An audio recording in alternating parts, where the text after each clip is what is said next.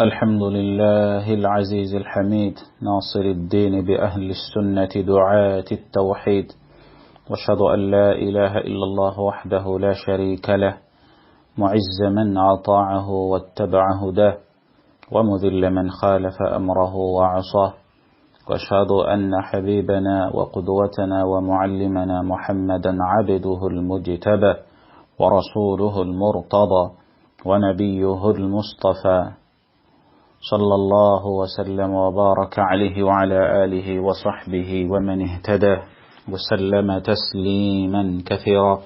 أيها المؤمنون عباد الله، فأوصيكم ونفسي بتقوى الله سبحانه، فاتقوا الله حق التقوى وراقبوه في السر والنجوى، واعلموا أن أجسادنا على النار لا تقوى. قال سبحانه: يا أيها الذين آمنوا اتقوا الله حق تقاته ولا تموتن إلا وأنتم مسلمون.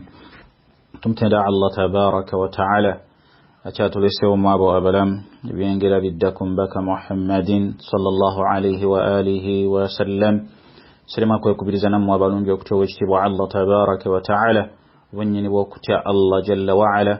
نسأله سبحانه tumwe gaira Allah jalla wa ala tuwe okumuti akituze mitima jaffa tuwe okulongoosa, era tumwe gaira Allah subhanahu wa ta'ala an yulhiqana binabiyyihi ala alhawd, atusinkanye ombaka Muhammadin sallallahu alayhi wa alihi wa sallam kuluzirwe, wa an yahshurana fi zumratihi, era tuteke mawe bagenda okuzukiriza mu umma yombaka Muhammadin alayhi salatu wassalam. إنه ولي ذلك والقادر عليه. أحبتي في الله، ما زال الحديث موصولا ومستمرا تشاقين الناس بإذنه جل في علا مرسالة يفي إنهم توقوا جنب الأربعون الأثرية في ثناء السلف الصالح بعضهم على بعض. إبقامبو أمكم يانا إبيجانغ بذاكو السلف الصالح بلنغو فابات كولينبيلا mukusuuta bannaabwe mukulaga obulungi fadl Allah subhanahu wa ta'ala gye yali yabawa n'okubasitula mirimu n'okubawa obukenkufu mu ddiini eno, nga biidhnihi tabaraka wa ta'ala tuzze tutolontoka tutambula okuva yonna gye twatandikira mu risaala yaffe eno eyabeera ng'eteekebwateekebwa mukadde waffe Sheikh Abdurrahmani Ash-Shamli rahimahullahu ta'ala رحمة جزيلة. وإن شاء الله تبارك وتعالى اليوم بإذنه تبارك وتعالى باختصار وبالإيجاز مبفوندا تجند كتنولي إبيجامبو إبيا صحابة، لا معذرة إبيجامبو بيومكو بالتابعين أمامنيك الدواء تابعي يلي التابعي نغا سجل على صفحات التاريخ ojjasanga ng'omukululo gwe weeguli mu byafaayo by'eddiini eno ng'era mashhurun wa ma'ruf, yayatiikirira n'amanyibwa olwa ilmu liannahu kaana aabid, yali muddu Allah tabaraka wa ta'ala gwe yawa okusinza, eyali omuddu omunyiikivu mu kulongoosa. ala wa huwa Sa'id ibn Jubair rahimahullahu ta'ala rahmatan wasi'a. صحابة يتبوا سعيد ابن لا معذرة تابعي أيتبوا سعيد ابن جبير رحمه الله تعالى. أظن قد سمعتم عنه ndimukakafu nti muyinza okubanga mwali muwuliddeko ku tabi'i oyo ayitibwa Sa'id ibn al-Jubair. Sa'id ibn Jubair tabi'iyun jalil, yali tabi' owekitiibwa في زمنه وعصره كمنبكو يوانغالدا. وولد رحمه الله تعالى يزال ومواكا أوغوا 46 بعد هجرة النبي صلى الله عليه وسلم. مواكا أوغوانا مومكاغا ولفن ملوك سنغوكاكم بك محمد صلى الله عليه وسلم. أبلا قانت يزال ومواكا أوغوانا موينة بعد هجرة النبي صلى الله عليه وسلم، والعلم عند الله. وتوفي رحمه الله تعالى في السنة 95 يفهم واكو غيتشندا متانو بعد هجرة النبي صلى الله عليه وسلم، وكان عمره 51 yafa alina emyaka 5 mugumu rahimahullahu ta'ala wa radiya anhu rahimahullahu ta'ala. سعيد ابن جبير كان الإمام أو فذاك الإمام إمام سعيد ابن جبير الحافظ المقرأ المفسر الشهيد أبو عبد الله أو أبو محمد يلي مسجع الله تبارك وتعالى قيواه وكبير أنت يلي ينواه يلي من يكدوان الحافظ bwetugamba al-hafiz ekyo kibeera kimanyikiddwa nga tetutunulidde Qur'an yokka wabula mu ulum ez'eddiini eno mu ilmu eya hadith ne mu ulumu ezisigalidde yali mwabo abasajja abaggundivu wala yakhfa alaina tetuyinza kubeera nti era tukibuusa amaaso y'omu ku abo abayizi abanini aba Ibn Abbas radiyallahu anhu y'omu ku abo abayizi abanene abasoma ku sahaba ayitibwa Ibn Abbas radiyallahu anhuma ate nga teyasoma ku Ibn Abbas yekka yasoma ne ku basahaba abalala omuli maama waffe Aisha omuli Abi Musa al-Ash'ari omuli Abdullah ibn Umar omuli ne Abi Hurayra nabala mu basahaba abo Allah tabaraka wa ta'ala beyabeeranga musisinkanyaawo fa asbaha imaman wa mualliman li ahli nabeeranga bwakeera enkya nga musajja muggundivu mu ilmu era nga yawangalira ekuufa n'agasa abaddu n'ekyo Allah tabaraka wa ta'ala teyamusitula nakyo.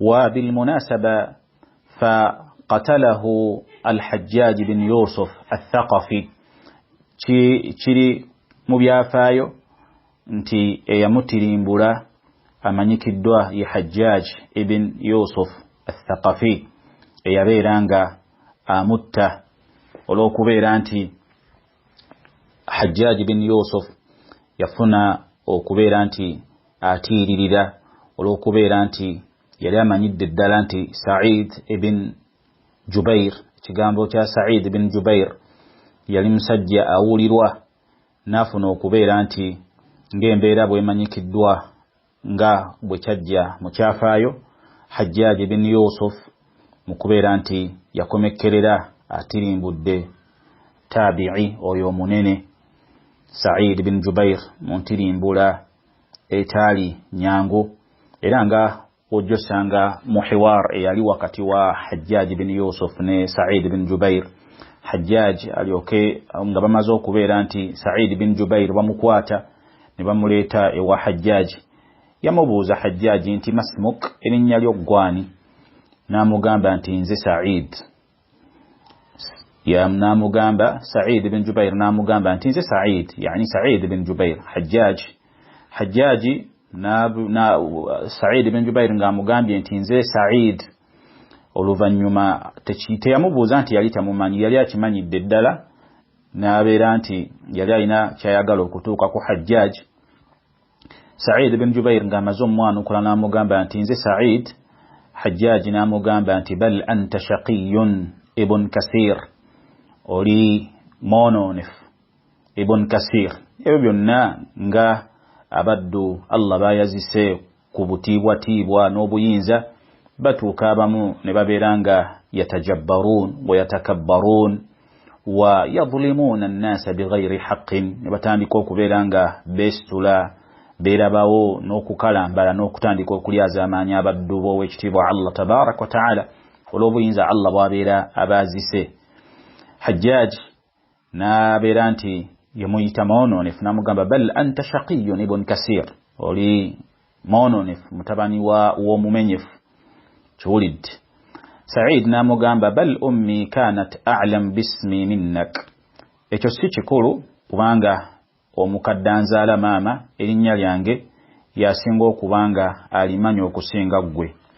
Hajjaj n'amugamba nti shaqaita anta wa shaqiyat ummak oli mononefu wayonooneka ne maama we yali mononefu. Sa'id n'amwanukula n'amugamba al-ghaybu bi'ilmihi ghayruk الغيب بعلمه الغيب يعلمه غيرك الغيب يعلمه غيرك atala bibwako Allah tabaraka wa taala yasinga okumumanya okusinga gwe. Hajjaj n'abeera nti oluvannyuma amugamba nti la abdalannaka biddunya naaran taladda, ngenda kubeera nga nkuteeka mu muliro kuno ku duniya ogutetenta. Said n'amugamba law alimtu anna dhalika biyadik lattakhadhtuka ilahan, ekyo kyoyogedde nti ogenda kunteeka mu muliro ogutetenta kuno ku duniya. Namugamba law alimtu anna dhalika biyadik, mba kubanga nkimanyidde ddala nti ekyo kiri mu mikono gyo gwakiinako obuyinza, nandibadde nkusinza, nandibadde nkutwala nti gwe asinzibwa. Hajjaj namugamba fama qawluka fi Muhammad, ekigambo kyo kyekiriwa fi Muhammad, yani annabi. Namugamba nabiyur rahma. Said namwanukula namugamba nabiyur rahma, oyo nabbi Allah gwe yatumanga musaasizi, wa imamul huda, ate era yakulemberamu obulungamu. Hajjaj namubuuza namugamba fama qawluka fi Ali ibn Abi Talib ahuwa fil janna am fi nnar, ate ekigambo kyo ku sahaba w'omubaka ayitibwa Ali ibn Abi Talib ogamba ki ku sahaba ayitibwa Ali ibn Abi Talib, abaffe wa muliro oba wa mujjana? Said namugamba law dakhaltaha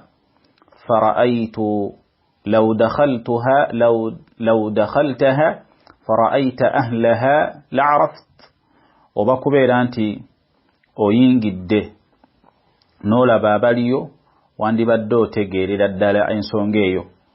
Okiwulidde? Hajjaj namugamba fama qawluka fi al-khulafa, ate ekigambo kyo ku basika bannabbi, yani Abu Bakar wa Umar wa Uthman wa Ali. Amugamba lasta alayhim biwakil. Amugamba Hajjaj Said amwanukula namugamba lastu alayhim biwakil, lastu alayhim biwakil. Ekyo Allah tabarak wa ta'ala nze newembanga sijulidde kubbo, amakulu kyemalira. Hajjaj kwe kumugamba fa ayyuhum a'jab ilayk, kubonabo abasika bombaka ani asinga okubeera nti akwewuunyisa. Said namugamba ardahum li khaliqi, bonna Allah wange omutonzi wange yabasiima. Hajjaj kwe kuddamu namubuuza ng'alaga amawalege n'amawaggalige, fa ayyuhum arda lil khaliq, aliwa asinga okubeera nti Allah gwasiima. Said namugamba alima dhalika indahu, ekyo kiri mu kumanya kwa Allah, ekyo kiri mu kumanya kwa Allah. Hajjaj namugamba abaita an tasadduqani, oganye okubeera nti onkakasa. Said namugamba inni lam uhibbu an ukadhibuk, nze sirimu abo abaagala okubeera nti nkulimba. Fama Hajjaj namugamba fama balu kalima tadhak, obadde otyanga tolinaamu yadde n'okumwenya oba okuseka. Said lam tastawi alqulub wa kayfa yadhhak makhluq, lam tastawi alqulub, emitima tegisobola kwenkanankana. Wa kayfa yadhhak makhluq, ebitonde bijjawa endasi ezisobola okubeera nga ziseka.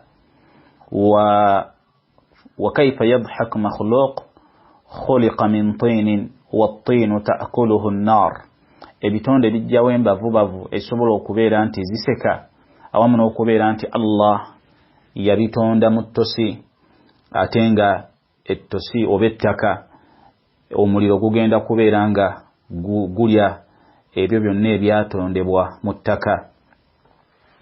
اتبع الحجاج مع سعيد بن جبير طريقا آخر، نبابيرانتي باكو مكريرا nga emboozi gye yawunzikira mu kubeera nti kwebe ebyagenda mu maaso Hajjaj yakomekkerera atirimbudde Sa'id ibn Jubair mu ntirimbula eyali eyesittaza eyo yennyini omubaka alayhi salatu wassalam gye yagaana abadde okubeera nga battamu bannaabwe Sa'id ibn Jubair.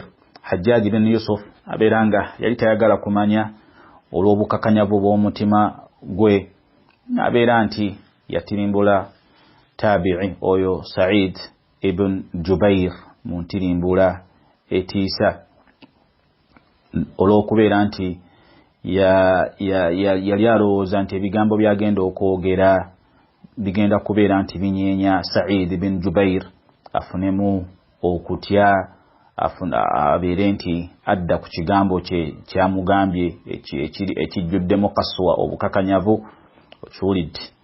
Naye olw'okubeera nti Sa'id ibn Jubair yali mu abo abanywevu era mu ebyo ebimumanyikiddwako mwe muli edduwa gye yabeeranga nga Hajjaj asazeewo okubeera nga amutirimbula, n'okubeera nti Hajjaj yatirimbula bangi mu abo batabi'in abaaliwo omuli ne basahaba abaali bakyaliwo, abamu n'abeera nti yabatirimbula nga Abdullah ibn Az-Zubair mutabani wa Az-Zubair ibn Awwam bwe yabeeranga abamba ku musaalaba nga y'omu ku abo Hajjaj ibn Yusuf be yabeeranga atirimbula. Sa'id ibn Jubair mu kuttibwa nga tannattibwa yasaba Allah subhanahu wa ta'ala aleme okubeera nti Hajjaj ibn Yusuf atta omuntu yenna oluvannyuma lwe, era ng'edduwa wekitibwa Allah subhanahu, kubanga Sa'id ibn Jubair yali mujabu da'wa, yali mu abo nga bw'abeera nga asabye Allah subhanahu wa ta'ala ayanukula. Allah jalla wa ala yayanukula edduwa eya Sa'id ibn Jubair oluvannyuma lw'okubeera nti Sa'id yasaba Allah n'agamba Allahumma la tusallituhu ala ahadin yaqtuluhu ba'di, ay Allah nkusaba oluvannyuma lwange oleme kubeera nga obeerenga Allahumma la tusallituhu ala ahadin yaqtuluhu ba'di, ay Allah kusaba oleme kubeera nga waliyo omuddu yenna omulala gw'ogenda okubeera nga omuteera Hajjaj okubeera nga amutta amakulu. Ay Allah nkusaba oluvannyuma lwange walimu okubeerayo omuddu yenna attibwa Hajjaj ibn Yusuf. Era Hajjaj oluvannyuma yabeera nga agamba abatirimbuzi be basajja be n'abagamba idbahuh mu musale Sa'id ama ana fa ashhadu. Sa'id n'abeera nga yagamba ashhadu an la ilaha illa Allah wahdahu la sharika lah wa ashhadu anna Muhammadan abduhu wa rasuluhu. Oluvannyuma n'abagamba khudha minni ya Hajjaj hatta talqani biha yawma al-qiyamah. Oluvannyuma n'abeera nti yabeera nga atirimbulwa n'asalibwa wa mata shahidan rahimahullahu ta'ala rahmatan wasi'a wa taqabbalahu min ash-shuhada.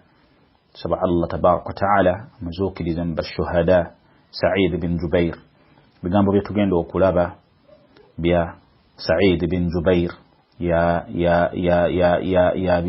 yabitutuusaako rahimahullahu ta'ala hadha at-tabi'i al-jalil. Yali mu abo battabi'i abaali ab'omugaso abaabeeranga Allah yabaggulirawo okumanya. Allah n'abeera nti yabawa ekyengera ekyokubeera nti bategeera Allah subhanahu wa ta'ala. Agamba Sa'id ibn Jubair agamba kana ashabu Abdillah ibn Mas'ud shuyukh hadhihi al-umma. Kana ashabu Abdillah ibn Mas'ud shuyukh hadhihi al-umma. Mazima abali ku lusegere lwa Abdullah ibn Mas'ud be bamu ku abo bashuyukh هذه الأمة بمشايخ أبا أمة ينبك محمد صلى الله عليه وسلم. والمراد بذلك نتي يتجيزا سعيد بن جبير مبيغان بيبيو نتي أباتو لكو ابن مسعود نبابيرانغا بali mwabo abamusomako ne bamuganyulwamu bamukwabo abanene muyirimu mu umma yombaka Muhammadin sallallahu alayhi wa alihi wa sallam makulu Allah yabeeranga abafuulanga ba mugaso mu umma mukubeera nti bagasa bannaabwe olwayirimu gye babeeranga basikira okuva ku Ibn Mas'ud radiyallahu anhu arda. Ate nga tukimanyidde ddala nti Ibn Mas'ud yali omu ku abo ababeera nti batuula wansi w'omubaka alayhi salatu wassalam ne bamuyigako irimu empitirivu etagambika obungi. Wa barakallahu fikum. Ebigambo ebyo ebya Sa'id bin Jubair ojja bisanga mu kitabo ekiyitibwa Al-Ma'rifa wat-Tarikh lil-Faswi era nga sanaduhu sahih. Wa barakallahu fikum وجزاكم الله خيرا ووفقنا الله جميعا لما يحبه ويرضاه إلهنا والحمد لله.